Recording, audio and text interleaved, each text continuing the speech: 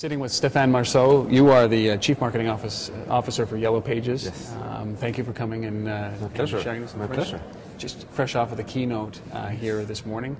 My first real question is maybe you could define for everybody what mobile shopping is. You talked a little bit about it in that's a very the good keynote. question. Yeah. Well, mobile shopping includes a number of things. I guess it includes mobile transactions, mobile payment, mobile commerce. So that's only one piece of it. And we think this is going to be a fantastic space in a few years. Not in the distant future, but in a few years it's going to be a great, great space. But right now, where we think the action is for mobile shopping, it's people using their phone, especially their smartphone, to make smarter purchasing decisions and or to find the best deals for them at any point in time. That's the area of mobile shopping right now, which we think is is really, really interesting and in hyper growth mode. So it's more like you're walking into a store and you're holding a product in your hand that maybe you're thinking about, and then you literally either scan a barcode or you look it up online or you make it easy for the consumer to find the best price for that product. So you're really empowering the consumer. Absolutely. Totally into their hands. Exactly. And this behavior is out there already. A third of smartphone users are doing this regularly. I mean, I did this last week when I was about to buy a digital camera.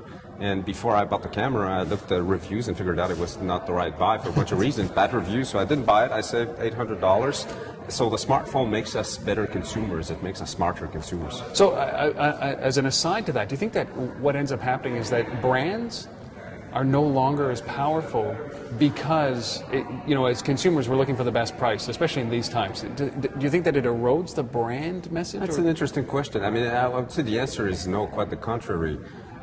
Just there's a fragmentation of offering and choice out there, so having a strong brand allows you to stand for something and cut through the clutter, and that's not about to change. I think this is more important than ever, in fact. However, it is right that the smartphone gives more power to the consumer, and that may have an impact on pricing. The consumer knows when there's a deal. In some cases, it might cause a repricing of some categories over time. I don't think it's going to happen overnight, but the point is smartphone puts more power in the hands of the consumer. It's so interesting because maybe the brands stay and the brands start to actually signify something again. Because there's a wasteland of brands, and maybe now the brands actually start to signify something, so it grows in strength. But do you foresee something like this leading to a point where there's a price fluidity, almost, where I can, as a consumer, name my price for the product that's in there based on its availability somewhere else for cheaper? So, well, there's different types of pricing models out there and shopping experience out there. And there's the auction model. There's and there's going to be more and more. Like we've seen recently, group buying as being a form of pricing. So this will change how most goods and services are priced, and on the fly fluidity of pricing, I'm not sure it's for tomorrow for most categories. We'll see, but there's a lot of I think all this effervescence around shopping, digital shopping and mobile shopping creates a lot of opportunities. It will create a lot of uncertainties in many categories. Well, I think it's going to play out fairly quickly. It's not a lifetime away. It's within the next couple of years, as you said. So you also talked about an announcement that you made this week, which was the YellowAPI. Yes. And I have to ask you. Yeah. You have this. Your IP is all of that information. You spent all of the data in the YellowPages, and you spent all these years and all this money building that IP. Now you're giving it away. So you build your own apps, but you're giving it away. Doesn't that cut into what you're trying to do with YellowPages? Yeah, well, it's a fair question. Let me tell you how we approach it.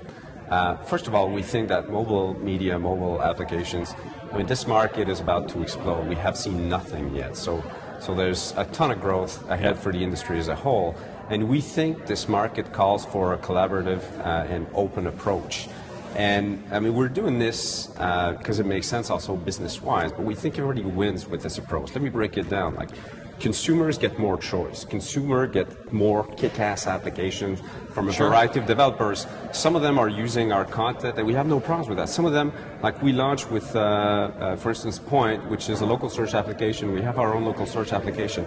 That's all right. They're competing with. Well, it's good. The consumer has choice, and the consumer has better choice, better experiences. The developers and third parties get compensated for it. From our standpoint, from a business model standpoint, like we have over 2,200 people talking to businesses day in, day out, and we bring searches to businesses, to SMEs in particular. So whether the searches come from our application or a third-party application, we're doing our job. We're serving the interest of our customers. Right. So it doesn't matter. I mean, maybe the goal is to reverse that, is to get as much of your data into as many apps as possible, and that's exactly. the idea behind it. Absolutely. And what does Yellow Pages hope to achieve? Is just more activity through Yellow Page data and the companies that are listing there? Is that? Well, there's a few angles to that one. First, we really have an interest in seeing this industry in Canada flourish rapidly and organize itself rapidly. Sure. Because we think we're in the middle of it, and then we really want to contribute to its growth. Secondly, we monetize purchasing intents.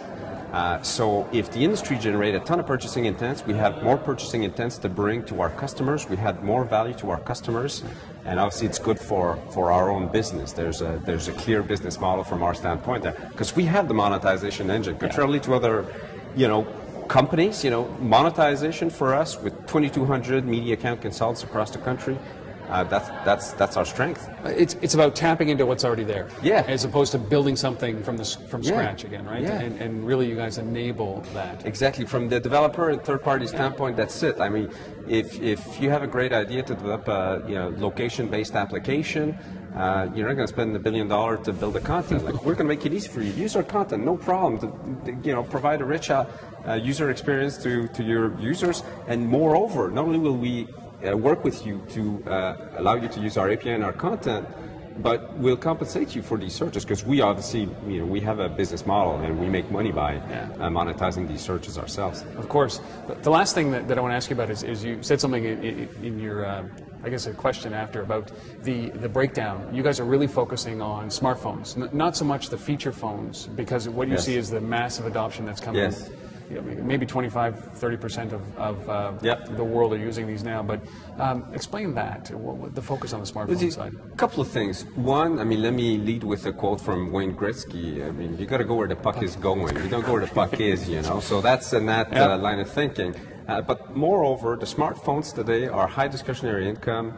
They're very engaged with their application. They use it for shopping and purchasing, so you got qualified purchasing intents, and they influence people around them. So smartphone users move money and they influence people. So working on the early adopters and these folks with high discretionary income has a disproportionate benefit to our business model. That's not that we don't care about feature phone, and we do have mobile web, and we do have applications to serve these customers. But really, the game is being played with smartphone users right now. Well, listen, Stephane, I really appreciate you coming and doing this and spending your time with us. Thank you for your time. Thank you.